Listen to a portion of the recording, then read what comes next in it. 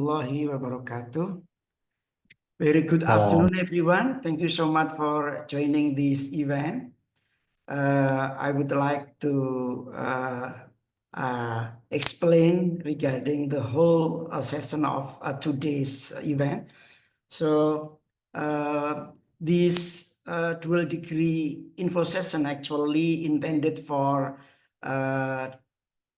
domestic student.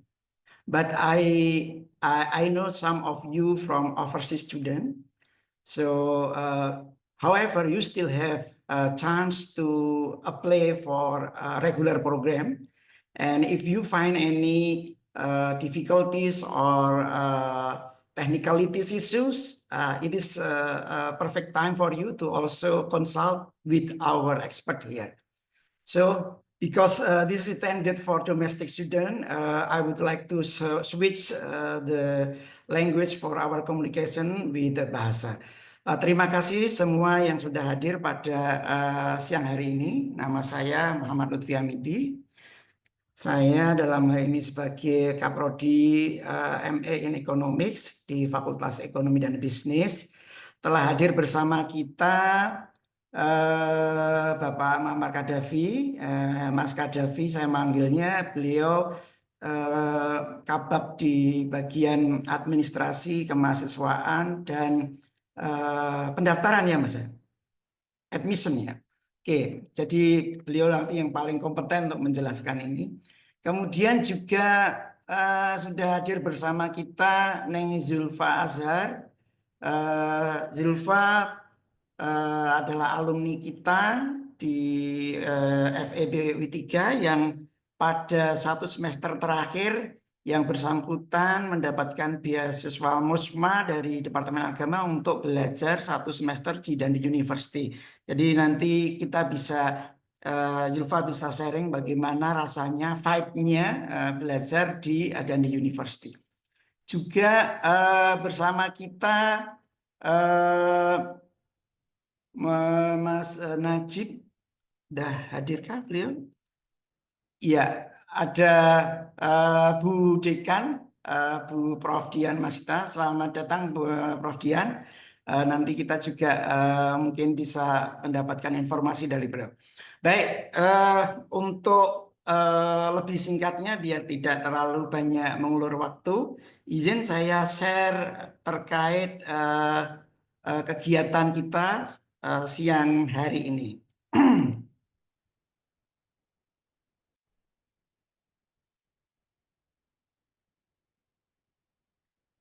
Ya,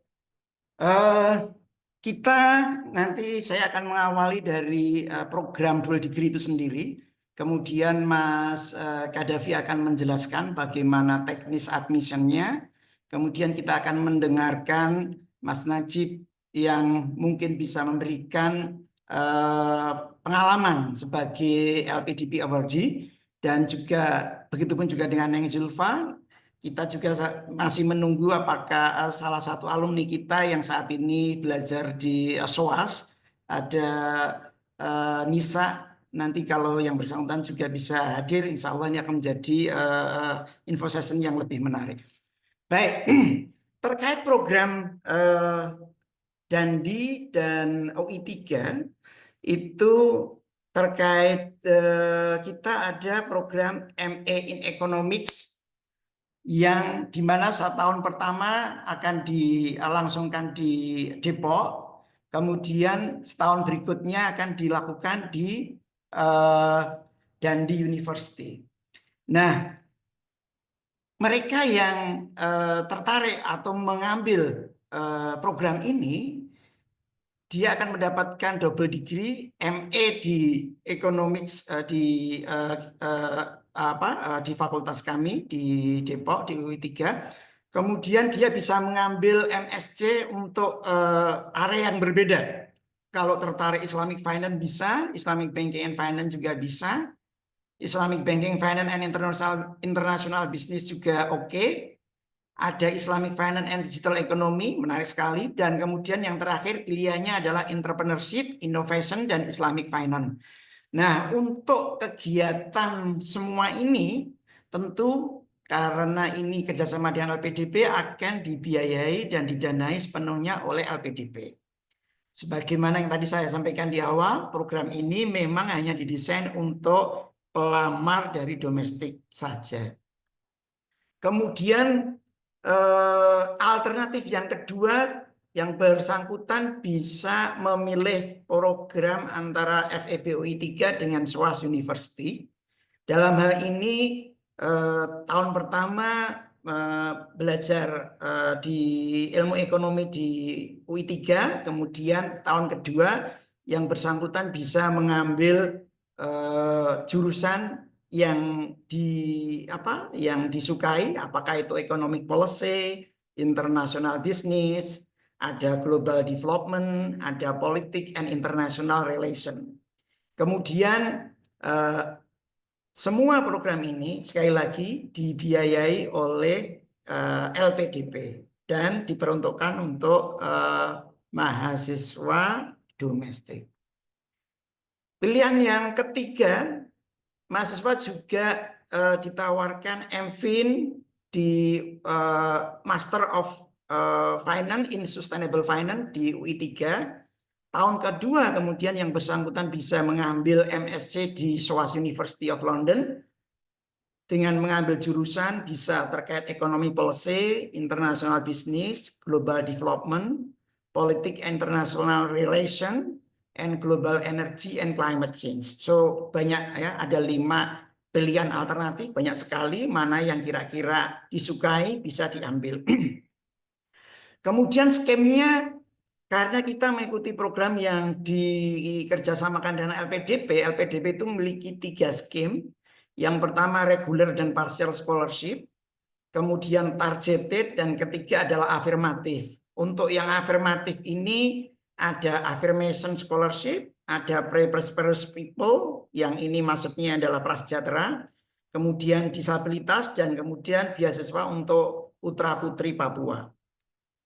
Nah, untuk memberikan sedikit informasi dari 3 skim tadi, untuk skim yang pertama regular dan partial scholarship, artinya kandidat bisa mengambil atau memilih jurusan ini, jadi dia bisa mengambil MA in Economics, tapi dengan SOAS, ya SOAS University of London, dia bisa ngambil MSc in Economic Policy atau MSc in Global Development, Politik International Relation, Economic Policy, dan sebagainya. Begitupun dengan yang di ekonominya mengambil keuangan atau Master of Sustainable Finance. Nah, di bagian yang kedua ini khusus targeted ya, biasanya PNS, TNI, Polri, mereka bisa mengambil skim ini. Di sini masih antara FEB dengan SOAS dengan jurusan yang relatif sama. Jadi di sini FEB-nya bisa ngambil ilmu ekonomi atau Master in Economics. Kemudian juga bisa mengambil yang keuangan dengan semua jurusan keuangan yang ada di SOAS. Ada MSc in Economic Policy, Global Development, Global Energy and Climate Change, dan Politik and International Relation. Nah, ini yang terakhir, ini yang mungkin tadi yang kita sudah diskusikan terkait skim yang memungkinkan mahasiswa untuk mengambil double degree dengan dan di university.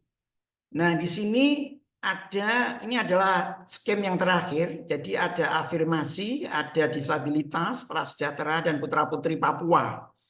Nah, di sini untuk dan di universitinya tersedia pilihan program tadi ya, Islamic Finance, Islamic Banking and Finance, Islamic Banking, Finance and International Business.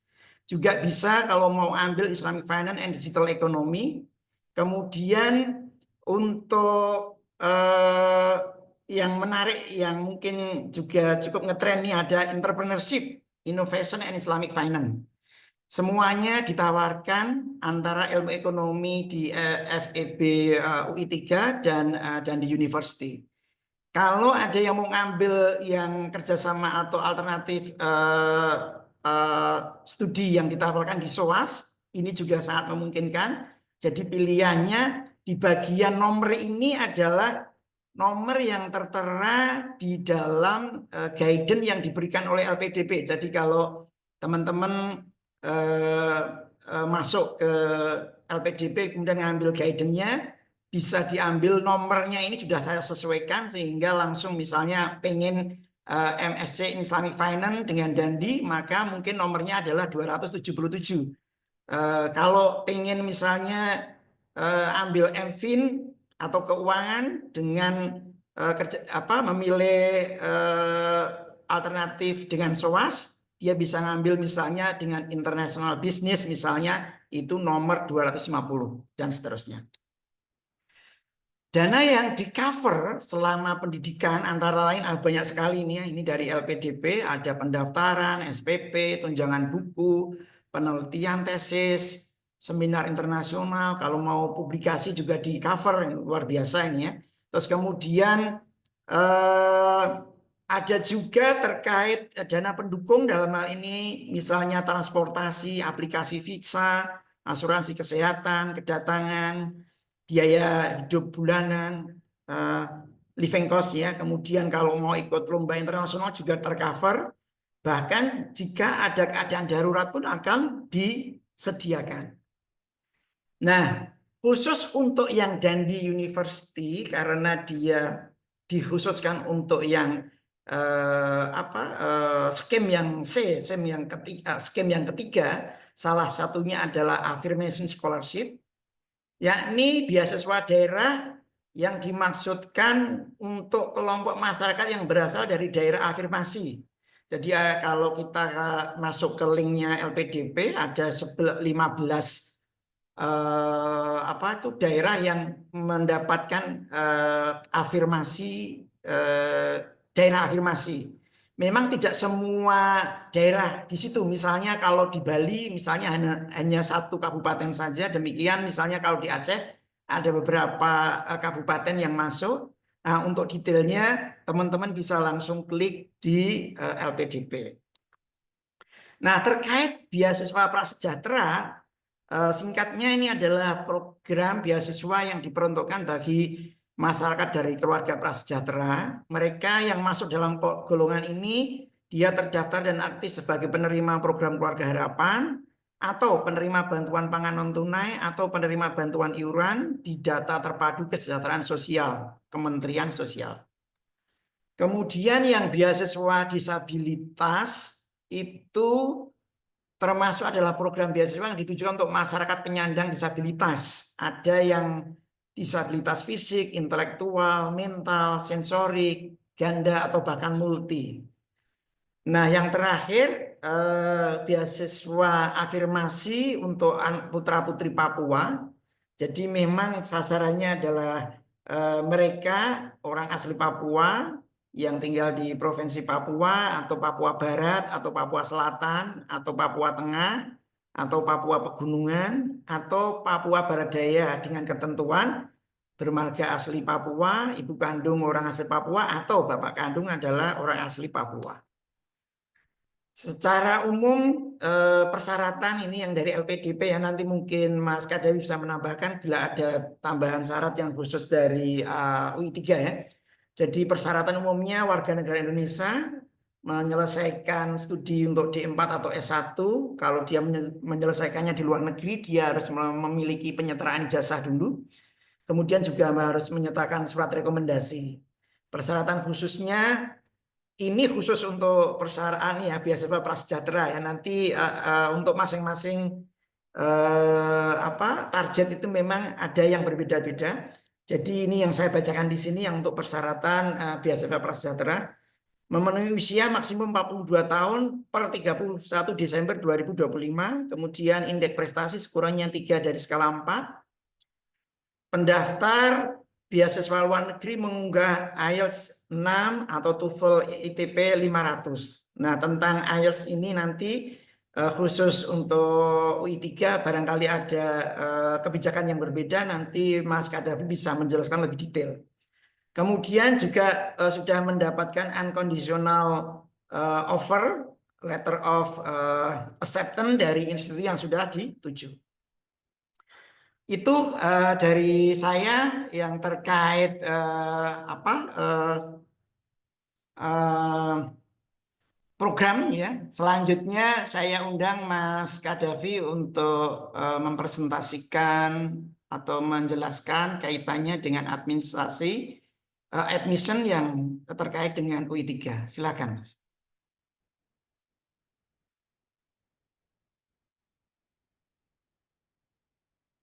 Iya, terima kasih banyak Pak Lutfi atas kesempatannya. Teman-teman semua, eh, saya ingin menyampaikan langkah-langkah apa yang mesti dilakukan untuk teman-teman bisa submit di program Dual Degree ini. Oke,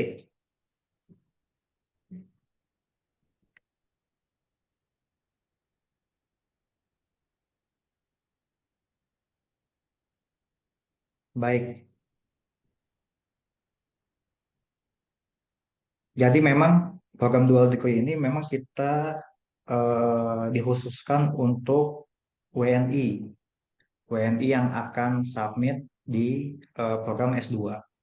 Dan terkhusus untuk Fakultas Ekonomi dan Bisnis itu ada bisa dual degree dengan SOAS University atau Dundee University. Nah, langkahnya apa? Memang kalau misalkan dilihat di timeline itu ada dua.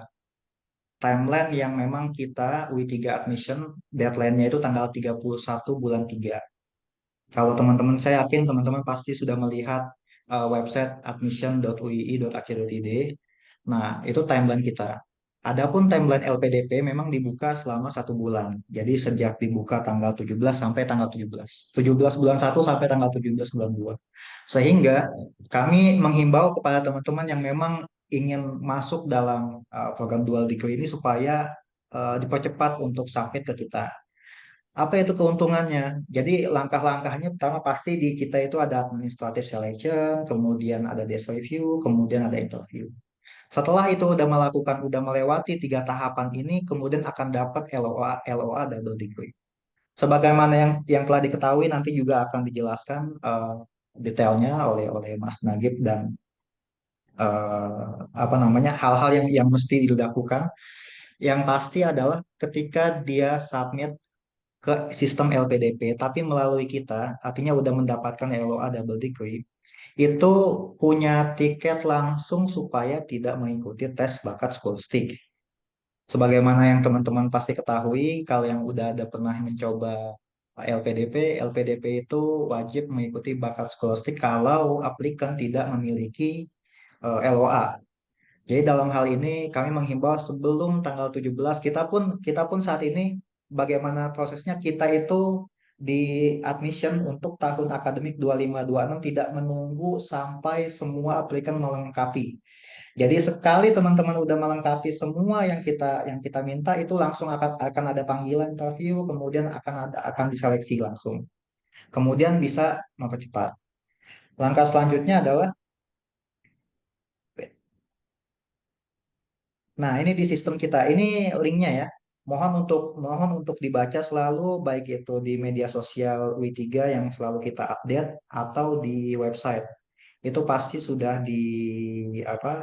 diupdate setiap kali ada masukan dan lain sebagainya. Penting untuk diketahui bahwa biaya untuk registrasi itu biayanya 750.000. Ini dalam konteks dual degree kemudian bisa langsung apply dan ini akan muncul kalau misalkan memang belum punya akun itu bisa bisa klik don't have an account.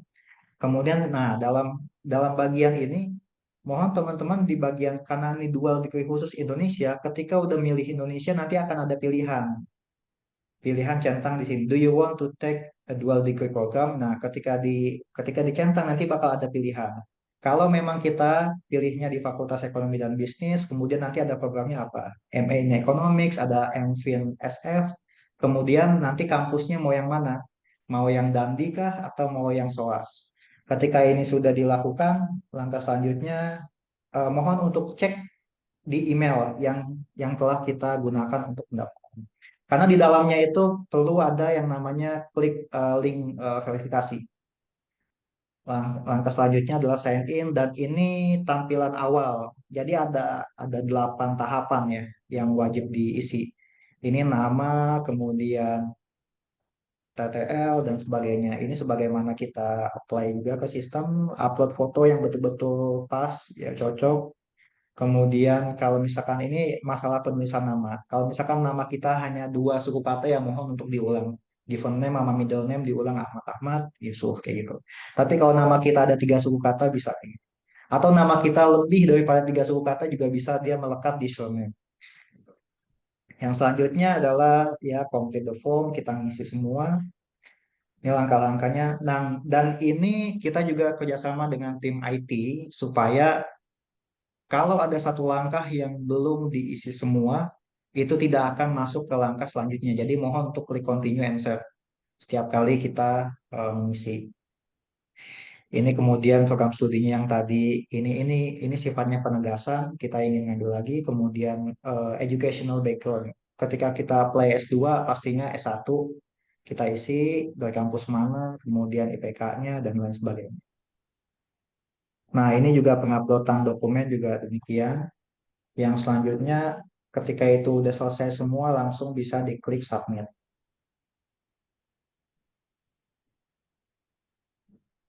Oke.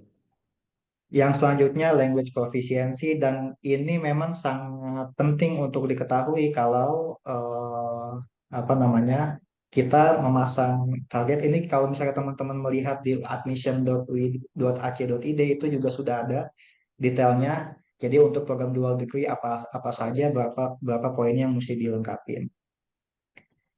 Upload juga tanda buktinya, yang selanjutnya adalah continue, masuk ke professional background. Jika memang ketika S1 banyak sekali mengikuti kegiatan-kegiatan, bisa diupload. Kalau emang statusnya sebagai pekerja juga diisi, ini sesuai dengan kondisi saat ini teman-teman apply. Yang selanjutnya pilih continue, kemudian ini ada yang namanya rekomendasi. Ya. Nah, kita memang tidak membatasi bisa lebih, bisa bisa dari 2, tapi mohon pastikan supaya yang kita tunjuk, teman-teman menunjuk dosen atau meminta tolong dosen-dosen pembimbing atau ketua program studi di mana ketika S1-nya kuliah di sana, itu untuk mengisi penilaian. Sebab kalau misalkan tidak mengisi penilaian, sebab kalau misalkan tidak mengisi penilaian, ini akan terganjal di bagian selanjutnya. Oke, pertanyaan selanjutnya. Ini bagaimana kalau misalkan eh, apa namanya saya mintanya ke yang lain tidak ada hubungan dengan akademik, kami himbau supaya ada hubungan dengan akademik. Pastinya ketika kita S1 juga punya ada dosen pembimbing atau pembimbing akademik atau ketua program studi yang betul-betul tahu kondisi akademis kita ketika lagi S1 dan itu menjadi nilai plus. Jangan sampai kita minta rekomendasi ke beliau-beliau yang memang kita nggak kenal dan beliau pun nggak tahu kita waktu kuliah itu bagaimana. Yang selanjutnya, apakah kalau misalkan ijazah itu belum ada? Nah, ini yang penting. Kalau misalkan ijazah itu belum ada, pakai SKL bisa apa enggak? Bisa. Tapi itu tapi itu untuk program biasa, artinya hanya ke UI3. Dan itu akan ditolak ketika submit di LPDP karena LPDP meminta ijazah, tidak meminta SKL. Jadi kalau misalkan teman-teman ingin apply-nya dual degree ya udah pastikan ijazah tuh punya, nggak pakai SKL. Kalau misalkan pakai SKL, jadi mohon maaf sepertinya akan ditolak di sistem LPDP. Yang selanjutnya, nah ini bisa diisi. Kemudian ketika kita mengisi semua yang kita tunjuk, ketua program studi kita waktu S1 atau dosen pembimbing, itu ketika kita klik submit and send di waktu yang sama sistem akan ngasih link ke beliau. Dan kami juga membuat sesimpel mungkin sehingga apa namanya Bapak Ibu dosen yang memang diminta oleh teman-teman sangat mudah mengisinya dan kalau kami apa namanya cek kembali itu tidak melebihi 5 menit untuk beliau-beliau mengisi karena sangat mudah sekali. Yang selanjutnya klik continue ketika udah selesai. Nah, ini kemudian upload dokumen. Upload dokumen-dokumen yang memang kita minta foto, CV, kurikulum vitae, dan segala macam. Nah, yang selanjutnya klik continue. Nah, kemudian ini langkah berikutnya. Apakah bisa langsung diproses? Kalau misalkan belum, sayang sekali sampai saat ini kebijakannya belum bisa. Jadi mohon untuk bisa menunjukkan bukti kalau kita sudah mentransfer kemudian diupload di bagian sini.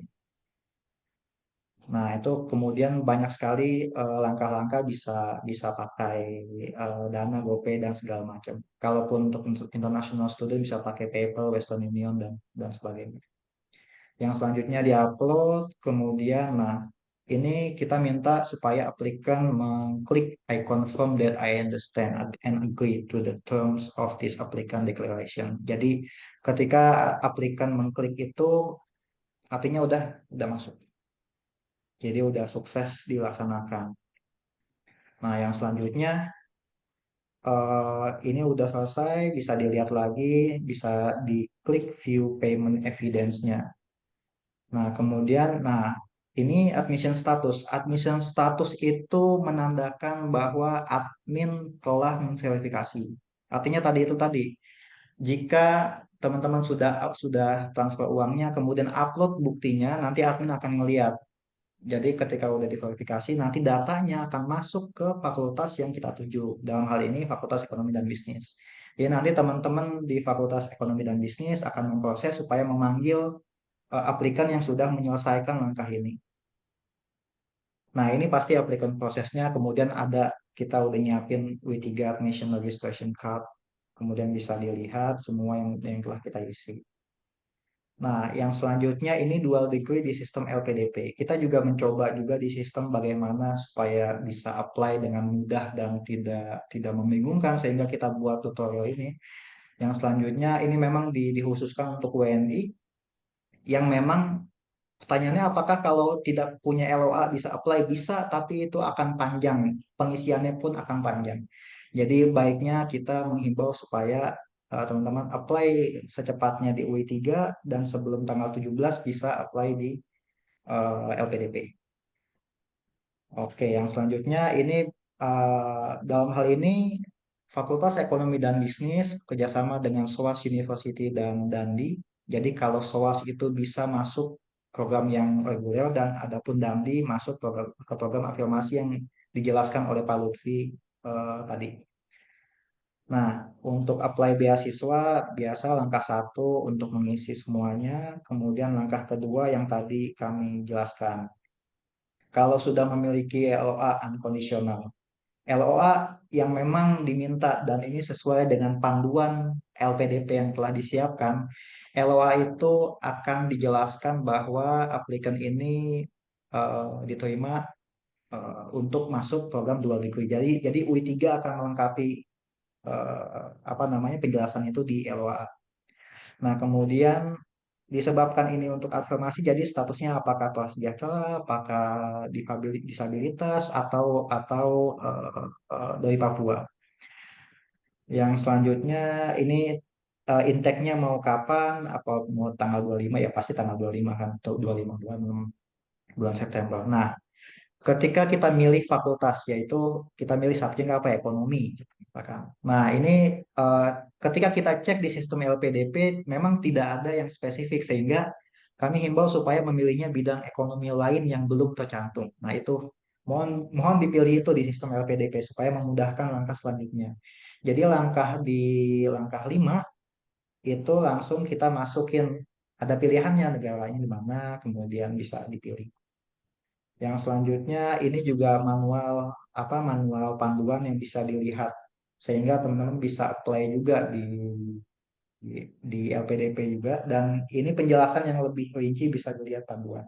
Dan saya yakin pastinya teman-teman udah melihat baik itu di website kita ataupun website LPDP untuk apply di sini. Nah, ini daftar beasiswa. Kemudian kalau sisanya itu forgot password dan itu hal-hal yang sifatnya kayak technical sekali dan itu sangat mudah untuk bagaimana mengubah password. Nah, kalau misalkan ada apa-apa bisa bisa kontak kita atau kontak di sistem itu karena emang kita ngebuat fitur itu untuk memudahkan. Jadi tim kami juga memang selalu memantau berapa banyak yang memang apply, kemudian masalahnya apa aja, apakah ada pesan yang masuk. Jadi kita berupaya semaksimal mungkin untuk bisa menjelaskan atau menjawab setiap pertanyaan yang datang, baik itu di sistem admission atau di email atau di WhatsApp dan lain sebagainya.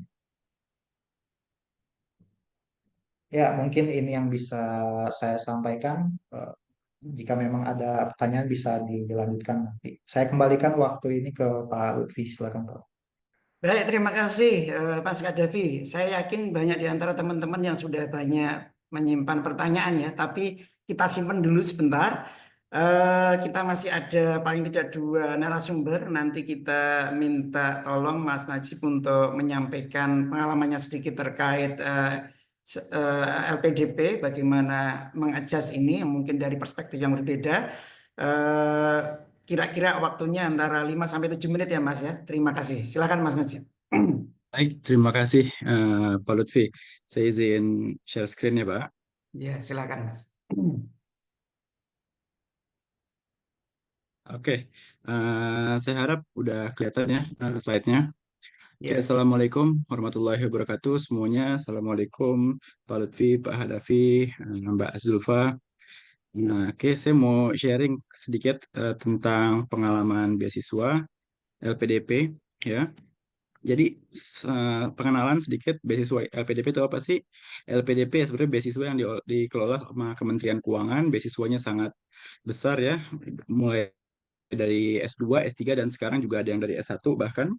Nah, jenis beasiswanya seperti yang dijelaskan sama Pak Lutfi dan Pak Kadafi bahwa ada yang reguler, afirmasi, targeted, dan prioritas.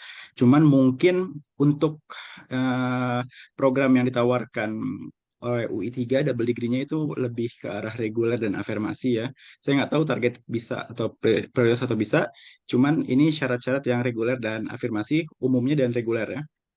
Nah, kenapa beasiswa LPDP ini jadi favorit ya di masyarakat, terutama orang-orang yang pengen lanjut kuliah, itu karena cakupan beasiswanya. Dia lengkap dari A sampai Z, dari biaya pendidikan, transport, asuransi, penelitian, apapun itu ya semuanya di cover. Apalagi kalau misalkan yang mau S3, living allowance buat keluarga, living allowance buat keluarga juga ditanggung.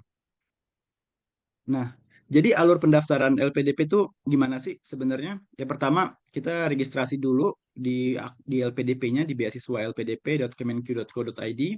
Kemudian kita verifikasi akun bahwa emang itu akun kita bisa dengan email, bisa dengan WhatsApp dan lain-lain. Kemudian sebelum kita lanjut, kita harus mengisi data pribadi dan keluarga dulu ya. Jadi semua data pribadi kita, data pasangan, keluarga itu harus diisi dulu semuanya. Nah, setelah kita udah mengisi data pribadi dan keluarga, baru kita bisa mulai pendaftaran beasiswa untuk memilih jenis beasiswa dan universitas tujuan dan programnya tentu aja.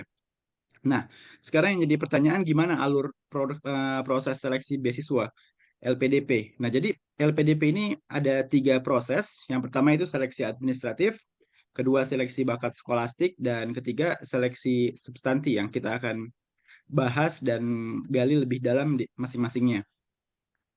Nah, yang pertama itu seleksi administrasi. Jadi kunci poinnya di sini LPDP itu penuhi semua syarat LPDP. Kalau semua syaratnya itu udah kepenuhin, sebenarnya otomatis akan lulus di seleksi administrasi. Karena LPDP nggak akan ngecek-ngecek tulisan yang kita buat, uh, motivation letter yang kita buat, atau mungkin uh, hal-hal yang kita perlu submit lagi yang lainnya tuh yang berupa ide atau apapun itu nggak dicek karena hanya sebatas untuk mengecek bahwa kandidat ini itu sudah memenuhi syarat minimumnya belum itu di LPDP. Nah, jadi persyaratan khusus yang harus dipenuhi ya untuk orang yang mau daftar di magister luar negeri karena ini eh, dia double degree berarti hitungannya itu magister luar negeri, maka umur maksimal itu 35 tahun per Desember ini. Jadi kalau Desember itu udah umur 36 ya, itu udah nggak bisa daftar LPDP dan itu di administrasi udah otomatis ketolak. Terus IPK universitas sebelumnya, berarti S1-nya itu minimal 3. Kalau kurang dari 3, otomatis ketolak. Dan bahasa ini hanya yang diterima itu hanya 5 ya, hanya 4, sorry. Dia TOEFL IBT harus 80, PTE Academic itu 58 atau IELTS 6,5, berarti 3 ya, sorry. Nah, di bawah ini itu udah otomatis pasti ketolak kalau buat di LPDP, dan juga surat rekomendasi yang sekarang berubah dari mestinya awalnya kita upload, sekarang itu udah online form. Artinya ketika kita masukin nama perekomendasi, yang diminta oleh LPDP itu emailnya. Nanti LPDP yang akan email si perekomendasi dan suruh menulis surat rekomendasi. Nanti akan ada mungkin checklist atau informasi yang diminta oleh LPDP oleh si perekomendasinya. Jadi kalau dulu itu kita minta surat rekomendasi, kita buat, kita tuliskan, terus ditanda tangan oleh si perekomendasi di perekomendasi. Nah, terus kalau sekarang itu dia di online, dimintanya langsung ke pemberi rekomendasinya. Nah, ini informasi dokumen dan pendukung yang harus dilengkapi. Intinya kalau ini diikutin aja ketika alur pendaftarannya, dia diminta riwayat pendidikan, nilai, pekerjaan kita, pengalaman organisasi, dan disuruh upload dokumen-dokumen seperti KTP, kartu keluarga. Saya lupa kartu keluarga diperlukan apa enggak ya, yang pasti KTP. Kemudian ijazah, transkrip nilai, dan kalau bisa ada LOA unconditional, karena ini akan membuat kita tidak perlu tes bakat skolastik lagi seperti yang dikatakan Pak Kadafi. Tapi apakah kalau nggak punya LOA bisa daftar? Tapi ada tes bakat skolastik yang nanti akan kita bahas lebih lanjut di sesi selanjutnya. Nah, ini penting untuk diperhatikan ketika kita mau mendaftar beasiswa LPDP, yaitu kita akan diminta menulis kelemahan dan kekurangan kita, ya. Kemudian pengalaman membanggakan dan juga pengalaman yang mengecewakan. Kemudian kita juga diminta menulis esai dengan judul Komitmen Kembali ke Indonesia, Rencana Pasca Studi dan Rencana Kontribusi di Indonesia. Ini bukan judulnya, tapi jangkauan apa yang dibahas di esai itu adalah 3 ini. Judulnya bisa kalian tentukan masing-masing tentunya. Tapi yang jadi kuncinya di sini adalah jumlah katanya harus 1.500 sampai 2.000. Nah, ini penting untuk diperhatikan karena walaupun di tes administrasi ini nggak dibaca oleh orang yang ngeceknya, tapi ini akan divalidasi, ya, ditanyakan lagi saat diseleksi substansi. Jadi penting untuk kalian mengetahui apa yang ditulis, kemudian benar-benar mendalami apa yang ditulis itu dan jujur. Oke, kita lanjut ke seleksi bakat skolastik. Jadi seleksi bakat skolastik ini tidak perlu dilakukan kalau kalian sudah punya LOA unconditional ya. Tapi jika belum punya, tetap bisa daftar ya. Kalau misalkan belum dapat LOA sampai mau akhir penutupan beasiswa LPDP, jadi daftar aja. Tapi belum ada LOA, jadi kita harus seleksi bakat skolastik. Nah, key poinnya di sini itu yang saya tangkap dari pengalaman saya itu adalah manajemen waktu, banyak latihan, dan move on. Kenapa manajemen waktu? Karena ketika waktunya habis, dia otomatis akan langsung ke luar ya, tanpa pemberitahuan lagi mungkin, karena ada waktu, nanti ketika waktu habis, dia langsung otomatis ke out, karena online ya. Kemudian banyak latihan, karena tipe soalnya itu nggak bisa dikerjakan tanpa latihan. Dan kita hanya punya waktu mungkin sekitar 2 menit per soal. Jadi harus dilatih. Dan move on. Maksudnya move on di sini ketika nggak bisa ngerjain satu soal, pindah aja dulu. Pindah dulu, nanti bisa balik lagi setelah kita ngerjain yang lain. Karena kalau nggak bisa move on, akhirnya fokus ke satu soal dan yang lainnya jadi terbengkalai. Oke, jadi apa itu tes bakat skolastik? Intinya LPDP pengen mengukur kemampuan kognitif kita, ya bisa nggak kita sekolah lanjut untuk sekolah lanjut ya, karena skolastik ini agak berbeda sama TPA tipe soalnya. Skolastik ini lebih naratif ya, benar-benar kita harus bisa memahami tulisan dan kita harus bisa mengartikannya. Nah, jadi dia wajib untuk semua yang belum punya LOA. Materi tes skolastik itu ada 3 ya, kemampuan verbal, kemampuan kuantitatif, dan kemampuan pemecahan masalah. Yang dimana kalau mungkin kemampuan verbal itu sinonim, antonim itu lebih mirip sama TPA, tapi ketika kuantitatif dan apalagi kemampuan pemecahan masalah itu benar-benar dia memahami tulisan, cerita, Jadi kalau kita nggak bisa paham sama ceritanya dan nggak bisa memvisualisasikan permasalahannya untuk kemampuan pemecahan masalah, kita nggak bisa jawab. Jadi benar-benar harus latihan. Nah, kemudian scoringnya itu dia setiap soal itu bernilai 5 dan kalau salah dia kita nggak dihukum ya. Skor maksimal itu 300. Nah, ini yang jadi catatan penting bahwa karena LPDP itu peminatnya itu selalu naik setiap tahun ya. Ini passing grade tes skolastik ini juga meningkat ya untuk yang reguler apalagi. Kalau afirmasi tetap. Jadi skor maksimal itu 300 untuk passing grade di tahun 2024 di batch 1 itu 125. Jadi ketika kita dapat nilai 130 itu kita udah lolos dari bakas skolastik. Tapi di passing grade batch 2 ya berarti yang di Juli ke atas itu meningkat ke 160 ya. Jadi benar-benar meningkat drastis. Kita nggak tahu nanti apakah di batch 1 tahun 2025 ini akan meningkat atau tetap 160. Yang pasti kita harus persiapkan untuk skenario terburuk bahwa passing grade-nya naik. Oke, yang terakhir adalah seleksi substansi. Key point-nya adalah ini yang namanya wawancara itu harus dipersiapkan ya. Apapun kalau misalkan kita nggak persiapkan pasti itu akan jadi mimpi buruk ya. Dan yang terpenting juga itu harus jujur. Karena nanti kita bahas juga bahwa salah satu pewawancaranya, walaupun nggak pasti tapi ada kemungkinan besar, itu adalah psikolog. Jadi dia bisa tahu kita bohong apa enggak. Atau kita membuat-buat cerita, mengarang-marang cerita atau enggak, itu dia bisa tahu. Jadi seleksi substansi wawancara ini itu tahap akhir ya. Tujuannya tentu aja verifikasi dokumen, verifikasi rencana kontribusi ya. Orang ini benar-benar serius atau enggak, itu semua yang pengen diukur. Kemudian juga mengukur kemampuan dan pengetahuan. Kira-kira bisa nggak orang ini tuh lulus atau misalkan menyelesaikan studinya tepat waktu atau tidak. Nah, itu semua tujuannya untuk dilakukan interview dan reviewer itu apa namanya?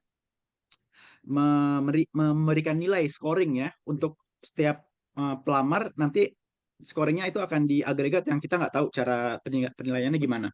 Cuman dia sekarang karena pelamar beasiswa LPDP itu semakin banyak juga, ujung-ujungnya jadi dikuantifikasi juga. Jadi interviewer itu diminta untuk menilai. Nah, passing grade untuk tahun 2024 batch 1 ya untuk yang reguler itu kalau nggak salah sekitar 800 atau 850 ya untuk lulus interview seleksi substansi. Di batch kedua itu juga meningkat jadi 1000. Nah, kita nggak tahu nanti apakah 2025 ini akan naik juga atau enggak. Jadi ya tetap kita harus persiapkan sebaik-baiknya supaya kalau naik pun kita tetap bisa ya melewatinya. Jadi interviewernya itu biasa umumnya ya template-nya itu akademik, profesional, dan psikolog. Akademik itu berarti dosen atau peneliti, profesional itu misalkan ya berarti pekerja yang profesional di bidangnya, dan psikolog. Walaupun ada kemungkinan 3 orang ini, tapi kita nggak bisa memastikan karena itu balik lagi haknya LPDP ya. Kita nggak tahu juga karena sering juga interviewer itu nggak ngasih tahu nama aslinya, bahkan cuman inisial-inisial aja. Jadi kita nggak tahu siapa yang interview kita. Terakhir, tips sukses menghadapi wawancara LPDP tentu itu persiapannya harus mendalam ya. Kita benar-benar harus menjiwai apa yang kita tulis, pelajari lagi dokumennya semua. Karena akan ada problem kalau misalkan kita tulis A, kita jawab B ya. Kita harus menjawab apa yang udah kita tulis. Kemudian juga pahami visi misi LPDP tentunya ya, serta program studi yang dituju. Karena kalau kita jawab asal-asalan, interviewer itu udah pengalaman. Kenali diri sendiri, apa yang menjadi kelebihan, kekurangan, dan lain-lain. Karena pada dasarnya setiap orang itu beda-beda, bisa menjawab permasalahan yang berbeda, dan kita harus bisa menunjukkan ke interviewer. Tentu aja latihan wawancara. Nah, di LPDP itu pengalaman saya wawancaranya biasanya itu pelamar yang akan memulai interviewer dengan melakukan pengenalan diri. Nah, disitulah tempat kesempatan kita untuk menentukan arah wawancara itu mau ke arah yang kita pengen atau enggak. Ya, jadi ketika kalian interview nanti kalian akan diberi kesempatan untuk mengenalkan siapa kamu, gitu ya. Nah, itu kesempatan kita untuk mengarahkan interviewnya ke arah yang kita pengen atau tidak. Kalau kelihatan kita kayak ragu-ragu, bingung, nah itu akan jadi celah dan akan digali di situ. Apalagi kalau kita sampai ada kelihatan mau bohong, itu pasti akan digali sama interviewer. Dan interviewer LPDP itu baik-baik sekarang ya. Jadi dia nggak akan marah-marah, dia hanya oke-oke aja, tapi semuanya dicatat. Kurang lebih itu ya, LPDP kurang lebih seperti itu. Balik lagi nanti mungkin ada pertanyaan di akhir. Saya kira materinya cukup sekian. Wassalamualaikum warahmatullahi wabarakatuh. Saya balikan kembali ke Pak Lutfi. Baik, terima kasih Mas Najib. Terima kasih presentasi yang sangat menarik. Kita masih punya waktu kira-kira 10 menit sebelum acara Q&A kita sampaikan. Nah, di sini sudah hadir Neng Zulfa Azhar dan Milhatun Nisa. Zulfa nanti minta tolong bisa dieksplor bagaimana sih kalau belajar di Dundee University itu mungkin dalam 4 sampai maksimum 5 menit ya. Terima kasih. Silakan. Baik, terima kasih Bapak atas kesempatannya. Saya izin untuk share screen. Oke. Udah muncul ya. Oke.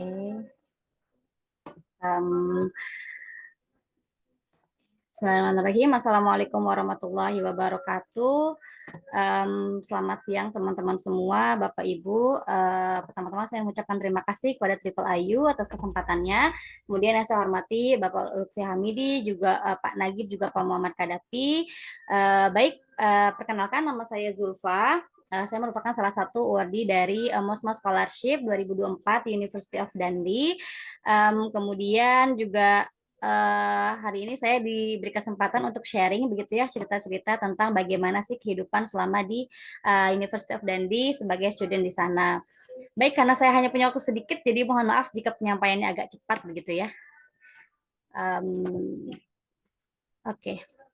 Baik, jadi pertama kali saya datang ke Dundee, kemudian ada welcoming di sana teman-teman bersama dengan profesor dan dosen di sana. Mereka bilang welcome to the sunniest city in Scotland. Awalnya saya bertanya di mana letak sunniest-nya, karena ketika saya datang Dundee itu benar-benar gloomy, kemudian windy banget dan juga saat itu winter. Akan tetapi beberapa bulan saya stay di sana, saya mengerti kenapa Dundee dikatakan the sunniest city in Scotland, karena memang matahari bersinar di Dundee ini lebih banyak dibandingkan kota lain di Scotland. Di sini saya highlight ada beberapa picture. Pertama ada Dundee Airport. Jadi dari Indonesia menuju Dundee itu jauh sekali, perjalanannya kurang lebih sekitar 27 jam. Kemudian juga di situ saya sertakan ada Riverside dan the Tay River. Ini dekat dengan University of Dundee karena Dundee dikelilingi dengan sungai Tay, itu sungai terpanjang di Scotland. Ini adalah salah satu spot favorit saya teman-teman ketika saya merasa burn out mengerjakan tesis. Saya seringkali melamun di sini, refleksi dan lain sebagainya. Kemudian juga ini ada Dundee City Center, Scottish language dan juga local culture. Jadi Dundee itu kebanyakan tidak ramai penduduk begitu, kebanyakan itu orang tua, bahkan driver bus itu kebanyakan orang-orang yang sudah tua, kakek nenek itu masih sangat sehat teman-teman. Kemudian juga ada museum, karena di Dundee salah satu destinasi yang terkenalnya adalah museum. Juga di paling ujung ada tentang kebijakan less emission zone di Dundee. Dundee itu kotanya sangat bersih. Kemudian ini juga menjadi salah satu ide saya untuk meneliti saat itu tentang bagaimana kebijakan ataupun regulasi emisi karbon di negara-negara maju. Kemudian juga kenapa kamu bergerak?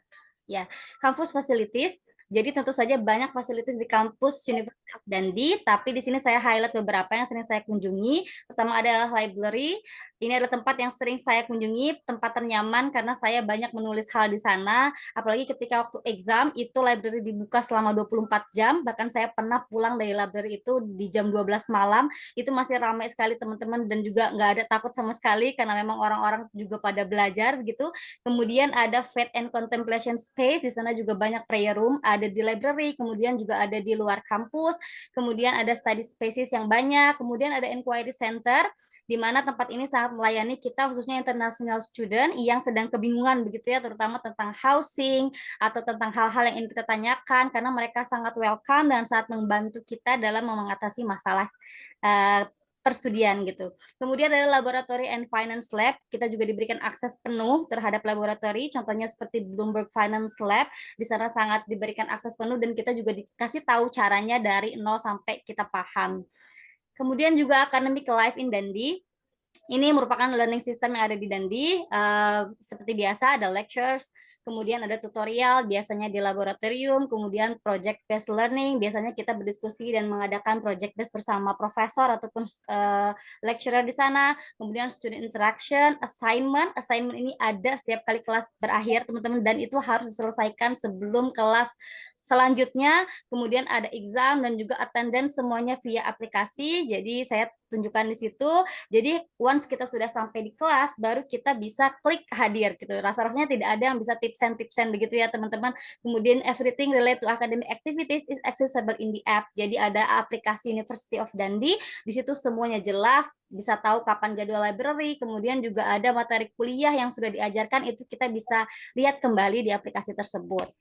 Kemudian ini ada Student Life in Dundee. Ini saya tampilkan beberapa foto bersama teman-teman, international student, kemudian juga bersama diaspora ataupun senior-senior yang sedang belajar di Dundee. Di sana saya merasa nyaman karena apa? Karena Dundee ini dekat dengan masjid, teman-teman. Karena memang Dundee dekat dengan Al Maktoum Higher College. Di sana ada masjidnya, itu Masjid Al Maktoum. Apalagi ketika suasana Ramadan, itu sangat mengurangi rasa homesick saya karena di sana banyak populasi Muslim dan juga saya sering berburu takjil begitu ya di Masjid Dundee bersama dengan teman-teman, juga salat taraweh dan lain sebagainya. Kemudian juga kita sering ngopi bareng sama profesor, di situ ada Prof. Bill dari School of Business, kemudian juga minimarket yang terkenal di sana itu adalah Tesco ataupun Lidl. Jadi teman-teman barang-barang di Dundee itu mungkin kalau fashion itu mahal ya, tetapi untuk sayur, buah, susu itu murah banget, bahkan ada yang di bawah 1 pound itu banyak, alias di bawah 20.000 begitu.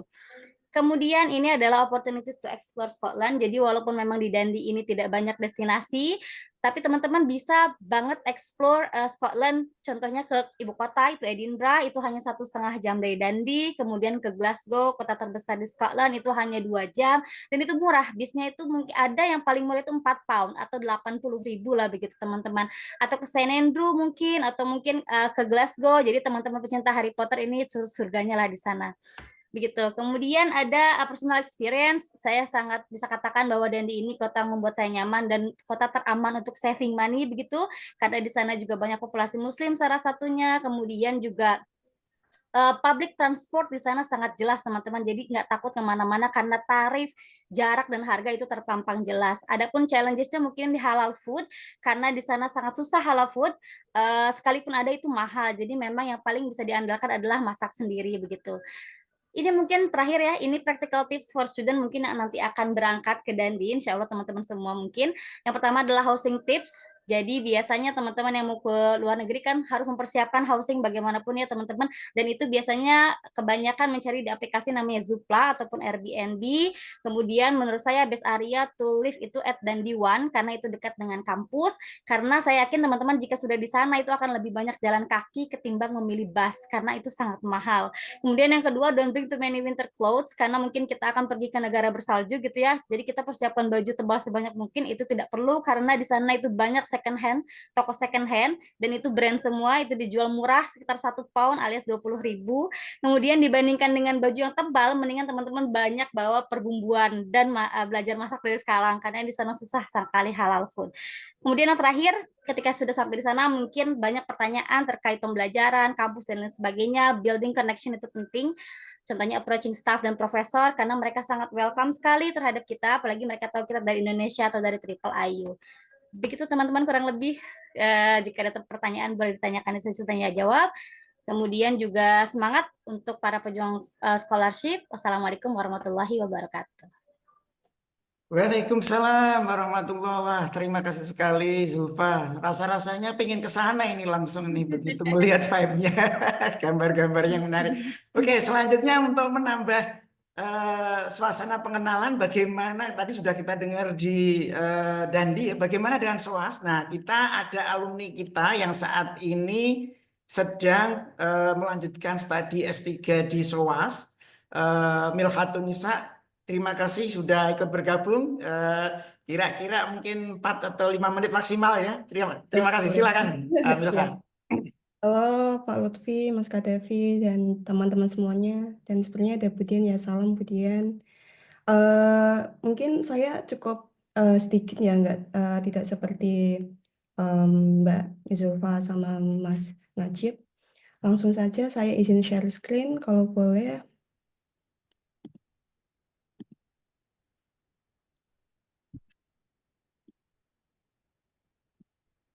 Apakah terlihat teman-teman? Ya, sudah terlihat. Nah, mungkin saya langsung ke realitanya saja ya untuk studi di SOAS. Karena Mbak Zufa tadi udah mencakup beberapa destinasi untuk healing-healing.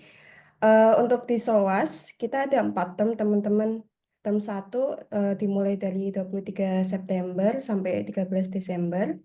Nah, di setiap term nanti ada namanya reading week.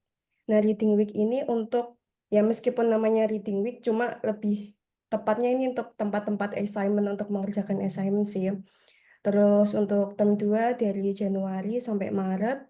Dan untuk term 3 ini, jadi untuk term 1 sama term 2 itu untuk perkuliahan teman-teman. Dan untuk term 3 nanti untuk ujian, khusus ujian semua dari term 1, term 2 itu jatuhnya di term 3. Jadi bisa dibilang dalam term 3 itu cukup stressful. Dan term 4 ini nanti untuk disertasi dimulai dari Juni sampai 5 September. Ini berlaku untuk master ya juga. Nah, untuk application SOAS, so far kemarin saya cuma menunggu waktu 3 hari. Cuma dalam website SOAS sendiri, kalau diperhatikan, mereka harus menunggu sampai 3 minggu biasanya. Sampai 3 minggu nanti baru dapat balasan. Cuma mengingat hari ini, di bulan ini masih Februari, yang mostly teman-teman masih belum banyak mendaftar, biasanya akan lebih cepat responnya sekitar kurang lebih dari seminggu. Dan karena SOAS itu benar-benar di senternya London, kalian bisa jalan-jalan kemanapun, opsinya juga banyak. Apalagi tempat-tempat yang lebih kota ya, seperti ya bayangkanlah kayak London itu seperti Jakartanya Indonesia. Nah, kalian akan lebih banyak tempat untuk dari modern, tradisional, museum, semuanya tempatnya ada. Dan kita juga strategis dekat dengan Big Ben dan yang lainnya. Mungkin untuk teman-teman yang nanti akan mau mendaftar di SOAS dan masih kebingungan, saya open untuk teman-teman tanya jawab melalui email saya. Bisa langsung hubungi saja nanti. Karena saya yakin ini akan lebih ke teknis ya. Jadi kalau SOAS-nya sudah keterima ya tinggal persiapannya nanti akan mengikuti begitu. Terima kasih Pak Lutfi, mungkin lebih ke tanya jawab saja nanti. Baik, terima kasih Nisa atas penjelasannya. Karena sudah 5 narasumber menyampaikan, nah sekarang saatnya Q&A. Saya undang teman-teman kalau ada pertanyaan, silahkan raise hand, atau mungkin juga bisa melalui chat ya. Nanti kita bacakan kalau ada. Silakan.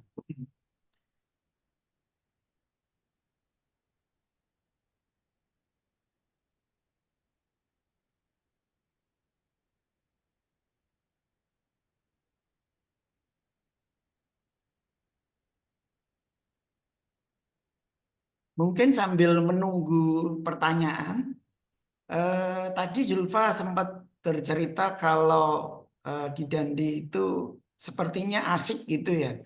Itu kalau di misalnya berhubungan dengan profesornya bisa diceritakan, Zulfa. Mungkin seperti apa itu situasinya? Apakah seperti yang sama di Indonesia atau mereka apa itu tidak terlalu birokratis gitu langsung bisa komunikasi segala macam? Mungkin bisa diceritakan. Ya, sepengalaman saya Pak Lutfi, jadi ketika itu saya benar-benar butuh konsultasi, khususnya terkait dengan tesis, itu memang kita harus kirim email dulu, kirim email ya seperti biasa kita kirim email, tapi kemudian responnya itu sangat cepat dan langsung kita bisa datang ke kantornya begitu. Ketika itu saya juga banyak diskusi, bahkan dengan salah satu dosen itu kami berdiskusi di library, karena ketika saya email, beliau bilang kita ketemu saja di library, kita diskusi. Saya juga sering ketemu di Al-Maktum ataupun di kantor pribadinya dosen, karena ketika itu saya bersama teman juga dari Triple IU, penerima beasiswa MUSMA, dan mereka sangat welcome sekali terhadap ide-ide kami, juga ngasih banyak masukan. Begitu sih Pak. Baik, terima kasih Zulfa. Ini sudah ada satu pertanyaan melalui chatbox. Saya bacakan dari Andi Suprapto. Mohon izin bertanya terkait pendaftaran LPDP. Apakah jika tidak mempunyai publish jurnal pada saat S1 itu akan berpengaruh besar terhadap kelulusan dan pada saat tes substansi? Eh, saya mencoba menjawab, nanti mungkin bisa ditambahkan Mas Najib ya. Jadi untuk LPDP, terutama untuk master, memang tidak terlalu disyaratkan terkait jurnal ya. Kalau teman-teman punya jurnal, tentu saja itu nilainya berbeda. Artinya kita akan memberi, tentu mungkin akan ada nilai tersendiri ya. Tetapi kalau tidak, sepertinya itu tidak atau tidak menjadi masalah yang utama selama syarat-syarat yang lain yang paling utama itu dipenuhi. Mungkin Mas Najib bisa memberikan tambahan penjelasan terkait itu, Mas? Oke, boleh Pak Lutfi. Jadi sebenarnya bahkan untuk yang doktoral pun kalau nggak punya publikasi pun nggak masalah ya, karena yang penting kita menceritakan kita udah berusaha untuk buat publikasi. Publikasi itu kan prosesnya panjang ya, bisa setahun 2 tahun. Jadi sebenarnya nggak wajib. Intinya sebenarnya itu nggak wajib. Cuman kalau punya itu akan menjadi nilai tambah. Intinya itu, Pak. Terima kasih. Ini ada pertanyaan kedua dari Ana. Menurut kakak-kakak Awardi, part paling challenging itu selama apply beasiswa apa ya? Dan bagaimana mengatasinya? Kira-kira begitu. Mungkin bisa Mas Najib dulu, mungkin nanti bisa Milha sama Zulfa juga ikut memberikan tambahan. Silakan. Kalau untuk saya yang paling challenging itu sebenarnya untuk nulis esainya ya, karena itu kan benar-benar apa yang kita mau tulis itu yang harus kita pertanggungjawabkan dan harus ditulis dengan baik dan benar. Kemudian yang challenging kedua tentu aja untuk mempersiapkan wawancara, dan wawancara itu kalau udah saatnya itu deg-degannya tuh udah bikin waktu berjalan cepat itu. Cuman kalau yang paling challenging itu nulis, karena itu bisa memakan waktu sebulan sendiri, mungkin lebih. Karena mikirin apa yang mau ditulis itu lebih susah daripada nulisnya sendiri. Baik. Baik, mungkin Nisa atau Zulfa mau menambahkan, silakan. Kalau dari saya mungkin lebih ke bahasa sih. Karena kemarin dari SOAS requirement-nya 6,5. Cuma kemarin karena bahasa saya beberapa terkendala karena delay dari eh, penyelenggaranya, jadi cukup challenging karena di waktu submitnya tuh cukup mepet teman-teman. Saya hanya belajar 2 minggu dan itu pun masih ada trouble dan saya terpaksa untuk mengambil tes kedua lagi dan saya belum tahu hasil dari tes pertama kayak gitu. Mungkin jadi kalau bisa dipersiapkan lebih jauh kayak gitu, kayak nggak kayak saya yang emang cepat. Dan kalau menulis ya memang susah. Cuma saya percaya kalau memang terpepet oleh deadline semuanya akan bisa kok. Kemarin saya nulis cuma 9 hari total dari 5 esai gitu. Ya, ini sekaligus menarik ya. Jadi the power of kepepet bisa keluar di Iya. sini ya. Ya, mungkin ini Kalau ada pertanyaan juga yang hampir sama terkait bahasa Inggris dari Siti Rosifah. Mungkin Nisa atau Zulfa bisa menambahkan kira-kira cara cepat untuk bisa mendapatkan nilai IELTS yang yang diminta sekitar 6,5 atau 6 ya itu ya. Silakan. mungkin saya nggak tahu kalau di LPDP nanti akan disupport tidak untuk mengambil bahasa di sini.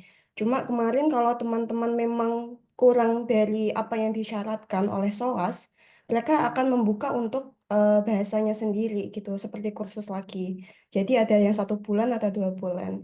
Jadi ketika LPDP memang mensupport itu, alhamdulillah. Cuma kalau tidak ya mau nggak mau teman-teman harus tes kembali dan belajar lewat YouTube. Banyak teman-teman kayak bisa simulasi dan semua, apalagi source online sekarang juga mendukung.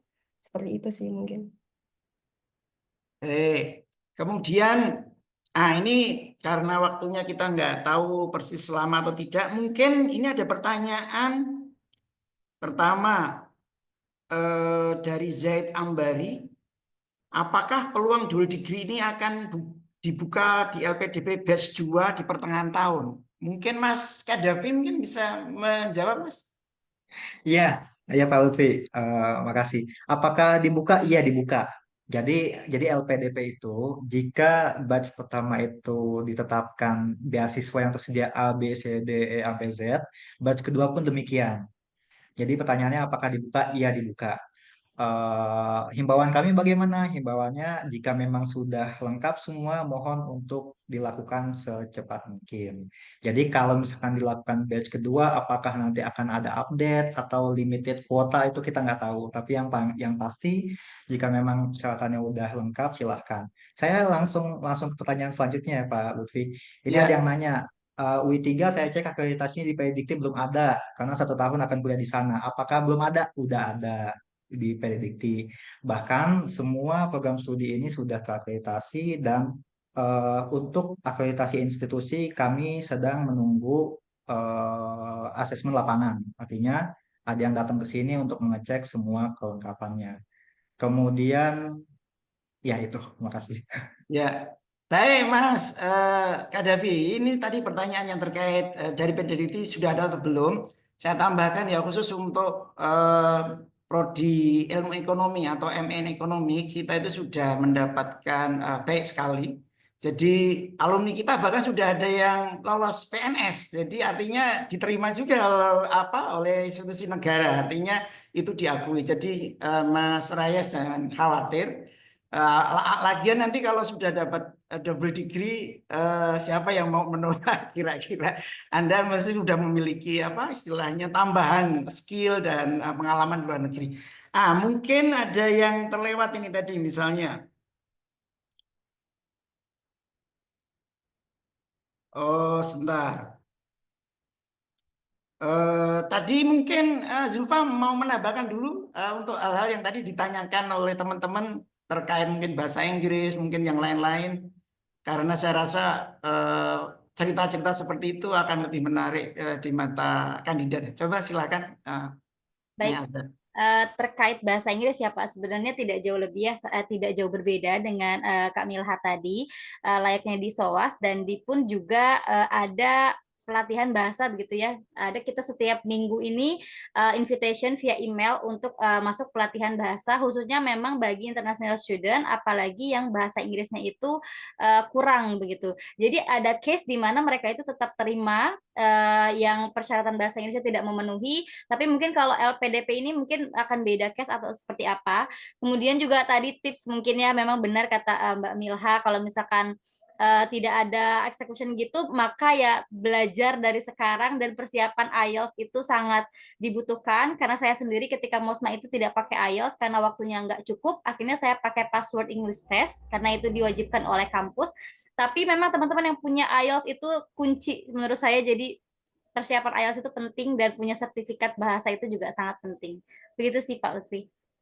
Baik, selanjutnya ini ada pertanyaan dari kawan kita Audito ya. Mohon izin bertanya Pak, terkait final tesis untuk program double degree ini seperti apa? Apakah proses research dan semacamnya akan dilaksanakan di UI3 atau akan dilakukan di kampus luar negeri terkait? Ini mungkin bisa saya jawab. Jadi teman-teman, kalau kalian mendaftar program normal, maksudnya bukan yang double degree ya, di UI3, ini kan master di Indonesia itu rata-rata 2 tahun. Jadi semester 1, semester 2 teori, kemudian semester 3 masih ada semacam elective course begitu, baru semester 4-nya itu tesis. Nah, untuk kalian yang mau melakukan double degree, ini ada sedikit perubahan modifikasi. Jadi tahun pertama di Indonesia nanti kalian menjalani semester 1 sama semester 2 seperti biasanya. Nah, bagaimana dengan semester 3? Karena pada saat semester 3 kalian nanti sudah katakanlah mau berangkat ke Dandi misalnya, sudah di Dandi. Nah, pada saat semester ketiga itu harusnya kalian di Indonesia mengerjakan elective course, katakanlah 2 atau 3 mata kuliah gitu. Nah, mata kuliah ini nanti bisa diganti dengan mata kuliah yang sudah diambil di Dandi. Jadi yang kalian pelajarin di sana itu transferable, jadi bisa diakui atau diakukan kalian sudah mengambil mata kuliah itu di sana. Nah, bagaimana dengan tesis? Nah, tesis itu tidak bisa tidak tetap harus dilakukan. Nah, tentu saja karena kalian setahun di Dandi, maka tesis itu nanti kalian lakukan waktu di Dandi. Tetapi pembimbingannya bisa masih dengan kita di Indonesia. Nah, lalu bagaimana dengan di Dandinya sendiri? Nah, di Dandi itu ada 2 kemungkinan. Kalian bisa mengambil capstone project. Jadi kalian nanti kalau yang ngambil Islamic Banking and Finance, kalian akan ditawarin apa ikut turut magang, misalnya 2 atau 3 bulan di sana. Nah, nanti kalian bisa menulis dari hasil magang atau sewaktu mengikuti program itu gitu. Atau kalau kita sudah diskusikan dengan pihak Dandi bahwa yang bersangkutan bisa istilahnya mengeksplor sebagian dari tesis yang akan dikerjakan untuk I3. Karena apa? Karena kalau di Dandi tesis itu kayak cuma mini tesis, tidak lebih dari 10.000 words. Sementara kalau kita masih sekitar di atas 20.000 words. Kira-kira begitu ya terkait tesisnya. Jadi jangan khawatir, tetap bisa dilakukan. Kemudian ya mungkin kalau ada yang bertanya secara langsung, waktunya masih ada sekitar 15-an menit. Silakan.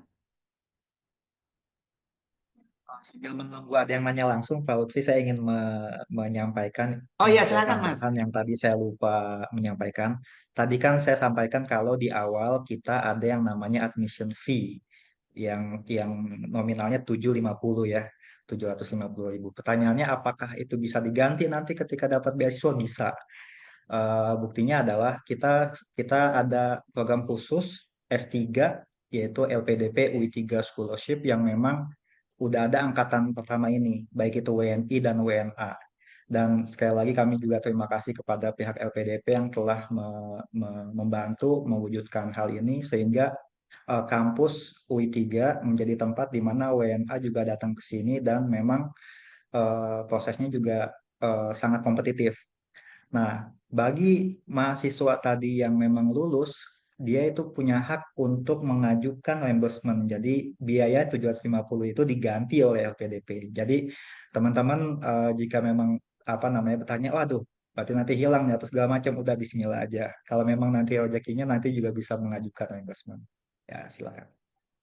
Terima kasih Mas Kadafi melengkapi informasi. Jadi nggak perlu khawatir ya kalau memang sudah niat. Ya memang mesti selalu di awal-awal perlu pengorbanan dulu ya. Mau mancing ikan besar ya umpannya juga harus besar. Nah tapi jangan khawatir hilang. Kalau misalnya memang sudah rezekinya itu bisa di reimburse ya melalui klaim di LPDP. Jadi tidak terlalu mengkhawatirkan soal itu ya. Oke. Ini sambil mungkin menunggu yang lain, kalau masih ada yang mau bertanya, barangkali Julfa atau Nisa mau cerita yang mungkin perlu dipersiapkan oleh para kandidat ini, mungkin silakan. Oh ya, di sini juga ada dekan kami, Prof. Dian Masita. Barangkali Prof. Dian mau memberikan sepatah dua patah kata ini, Prof. Silakan, Prof. Terima kasih Pak Lutfi, mohon maaf saya lagi di jalan. Intinya kita sangat membantu sekali yang ingin dapat beasiswa dual degree dengan UI3 dan rasanya kita akan juga dengan adanya tadi LOA dan sebagainya yang dipermudah, untuk nggak perlu tes skolastik ini juga menjadi apa ya, ini positif lah bagi teman-teman yang mau dual degree.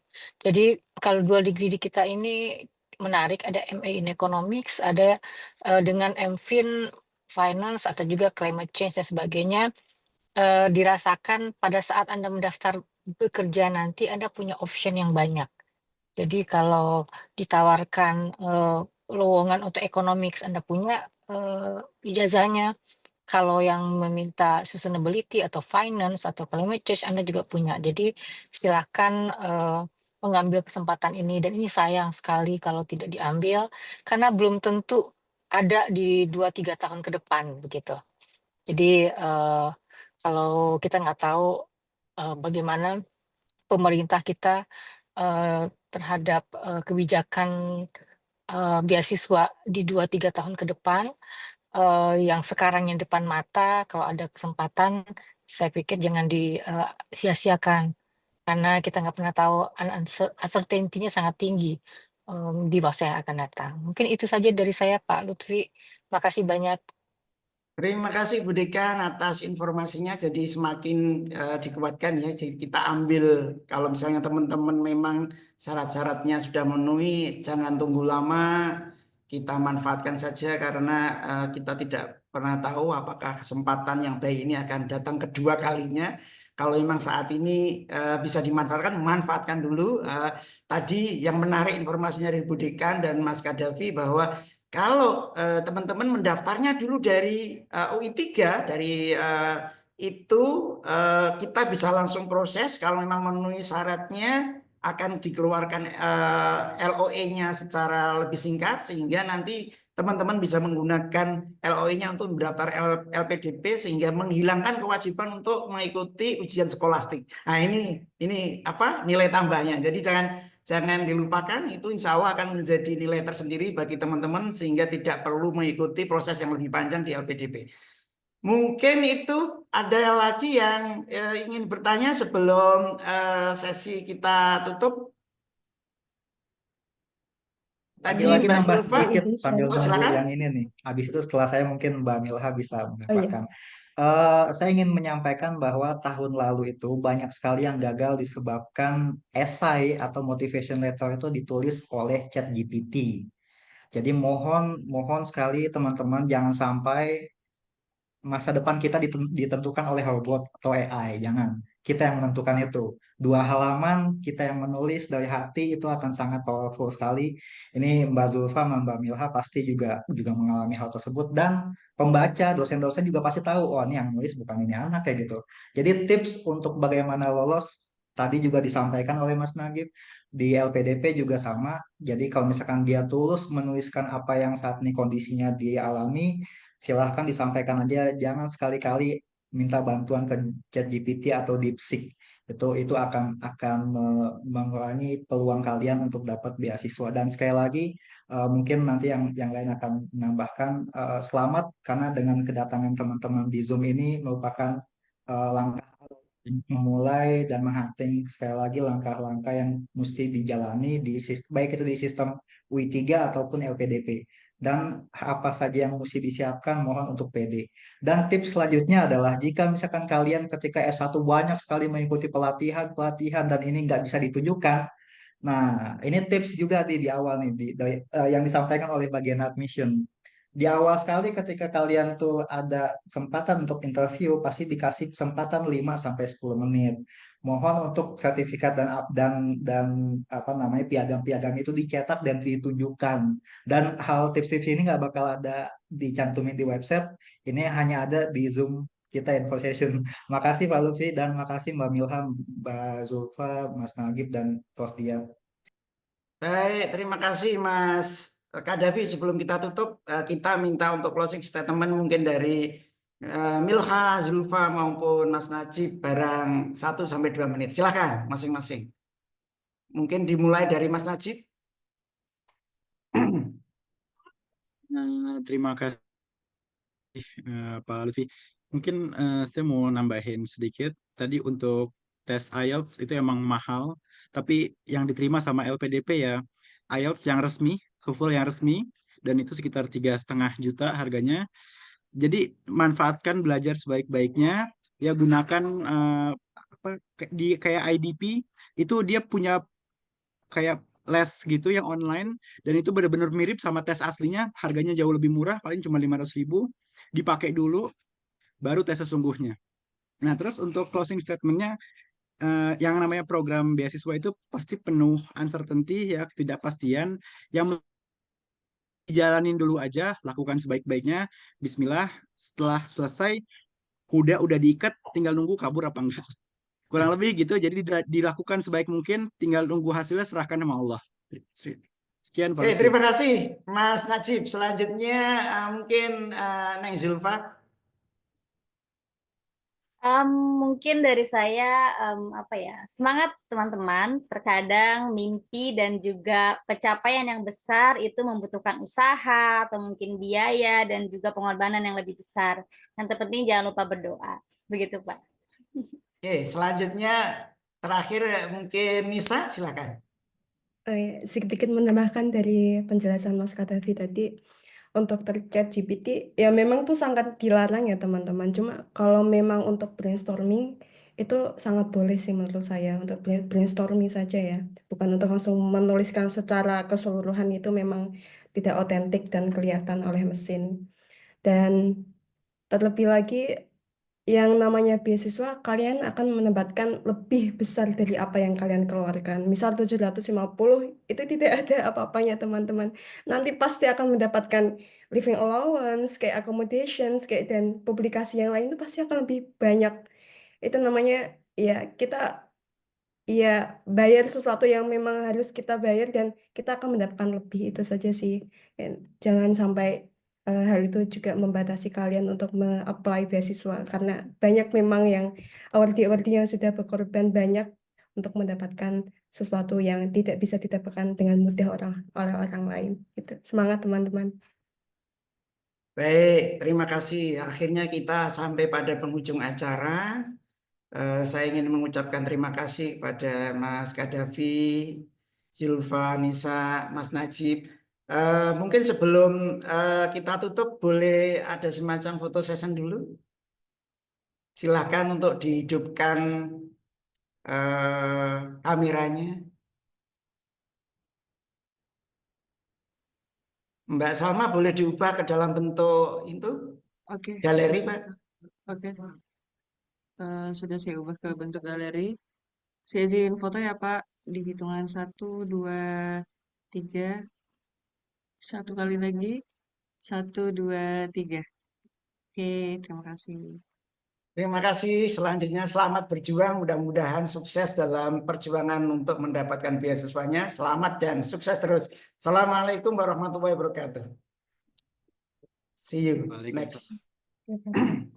Terima kasih Bu Dekan. Terima kasih semuanya. Assalamualaikum. Saya izin live Pak, Bu. Iya, terima kasih. Mas Safi, terima kasih Milha, Mas Najib, Pak Muhammad Kadafi, dan Neng Sulfa. Semoga barokah dan karena menyemangati anak-anak yang baru mau mencoba agar masa depannya cerah. Terima kasih. Assalamualaikum. Salam. Salam.